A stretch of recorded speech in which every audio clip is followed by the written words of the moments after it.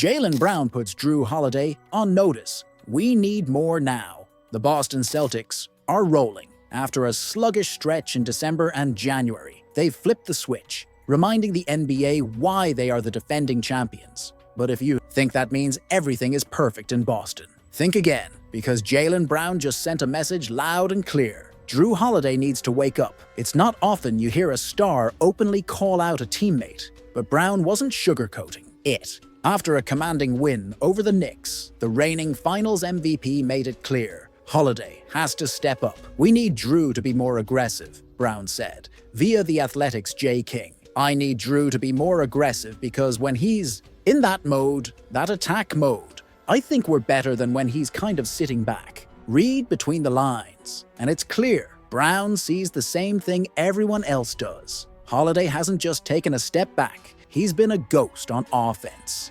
Let's be real. The Jrue Holiday the Celtics traded for was supposed to be a two-way weapon, a playoff closer, a guy who wouldn't hesitate when the moment called. Right now, he's playing like a role player trying not to step on toes. And that's a problem. Look at the numbers. Holiday is averaging just 11.0 points per game, his lowest since he was a rookie. His shooting, 44.4% from the field, 34.9% from deep.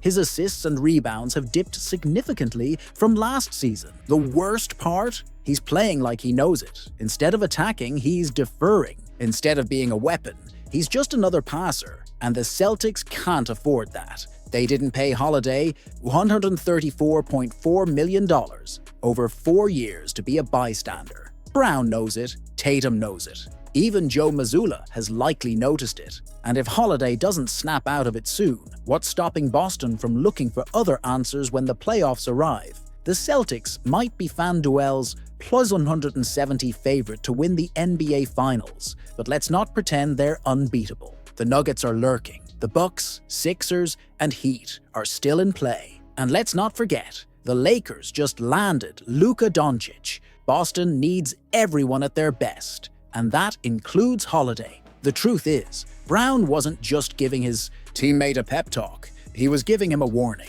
The Celtics are exposing the Knicks, and their biggest stars are the problem. It's happening again. No matter how much the New York Knicks have improved, no matter how many blockbuster moves they've made, they still can't crack the code against the Boston Celtics. 3 games, 3 blowouts. And the scariest part? It doesn't even look difficult for Boston. The Knicks are a tough, well-coached team. They play with grit, they have depth, and they've taken a leap this season. But when they step onto the court against the Celtics, all of that toughness evaporates. The reason? Their 2 biggest stars, Jalen Brunson and Karl Anthony Towns, are also their biggest defensive liabilities. And Boston is absolutely feasting on them. The Celtics have coined their offensive strategy the killer whale offense. For a reason. They don't just attack. They hunt, they isolate the weak, and they finish the job with precision. Against the Knicks, it's a massacre. Across their 3 matchups,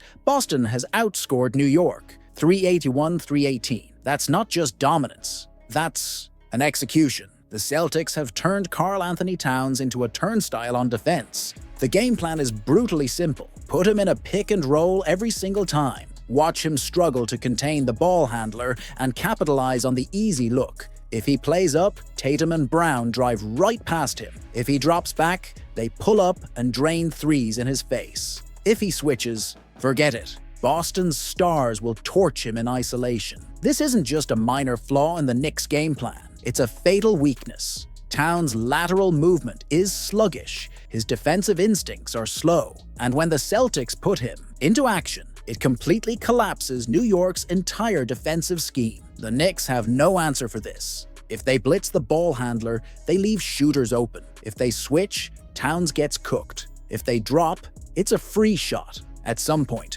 Tom Thibodeau has to make a brutal decision. Does he keep Towns on the floor when it matters most? Because right now, he's an anchor, and not the kind that stabilizes a ship, the kind that drags it to the bottom of the ocean. Jalen Brunson is a warrior. He plays with heart. He's clutch, and he's the unquestioned leader of this Knicks team. But against Boston, his weaknesses get exposed in the worst way possible. Brunson's lack of size is a problem against teams with elite wing depth, and no team has more of that than the Celtics. Jrue Holiday, Jaylen Brown, Jason Tatum, Al Horford, Kristaps Porzingis, all of them can bully him in one-on-one situations. Boston's strategy is ruthless. Post him up and force help. If Brunson is guarding Brown or Tatum, it's an automatic ISO. Even if he holds his ground, the help defense comes and suddenly the Knicks are scrambling. Attack him in pick and rolls.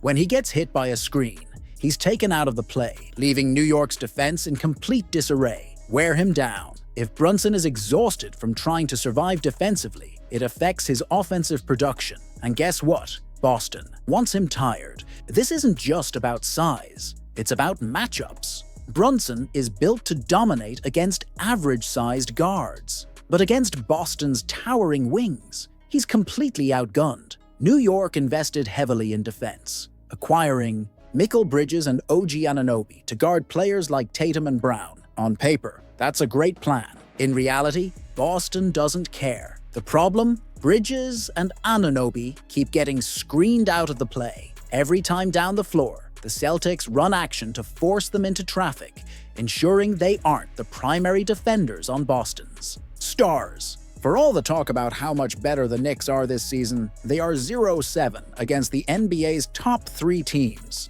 That's not a bad matchup. That's a death sentence in the playoffs. New York's defensive structure might work against most of the league, but against elite competition, they get picked apart. And against Boston, it's a systematic annihilation. If these two teams meet in the playoffs, what adjustments can the Knicks even make? Towns can't magically become a good defender overnight. Brunson isn't growing 5 inches. Their elite wing defenders can only do so much when they're being screened to oblivion. NBA insider blames Jaylen Brown for Luka Dončić's shocking trade to Lakers. It's hard to believe, but after the Boston Celtics claimed their 18th NBA title last year, something unexpected unfolded that no one saw coming. The Celtics cruised past the Dallas Mavericks in the NBA Finals, cementing their place as the NBA's most successful franchise, eclipsing their bitter rivals, the Los Angeles Lakers. However, what followed was even more shocking. The Dallas Mavericks, after their heartbreaking loss,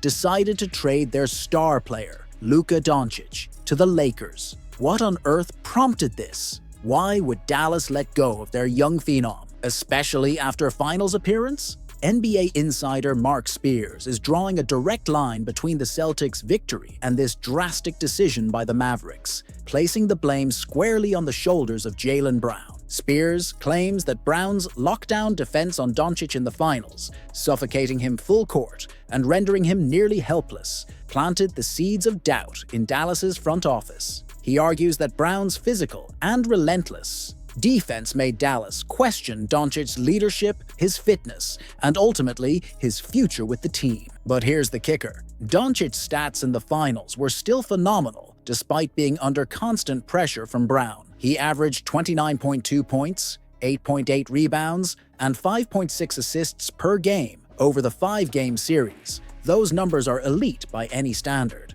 If anything, Dončić's performance should have silenced any doubts about his place as the Mavericks star. So, is this narrative of blaming Dončić for the Mavericks' collapse fair? Absolutely not. Sure, Brown made things uncomfortable for him, but Dončić showed his mettle, scoring at will, even when the entire defense seemed to be focused on him. What really sank Dallas was the complete lack of support from the rest of the team, particularly from Kyrie Irving. Irving's shooting woes and inability to step up in key moments were glaring, and that allowed the Celtics to sweep through the finals with relative ease. To scapegoat Dončić for the loss is to ignore the bigger issues at play. The Mavericks didn't lose because Luka faltered. They lost because their entire roster failed to deliver when it mattered most. Irving's struggles were devastating, and the lack of any real contribution from the supporting cast left Dončić with too much to carry. But here's where things get even more contentious.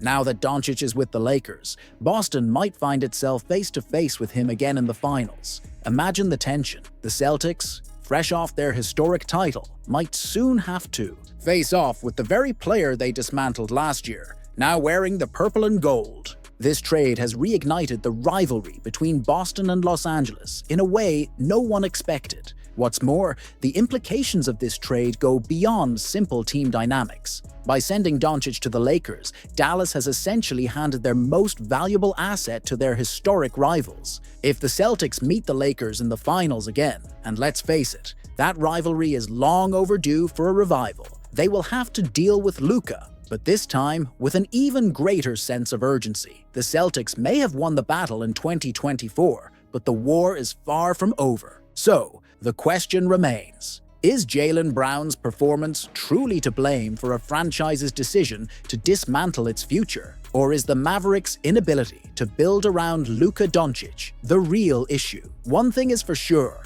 if Dončić faces Boston again in the finals with the Lakers, it'll be a match full of fiery retribution and a story that basketball fans everywhere will be watching closely.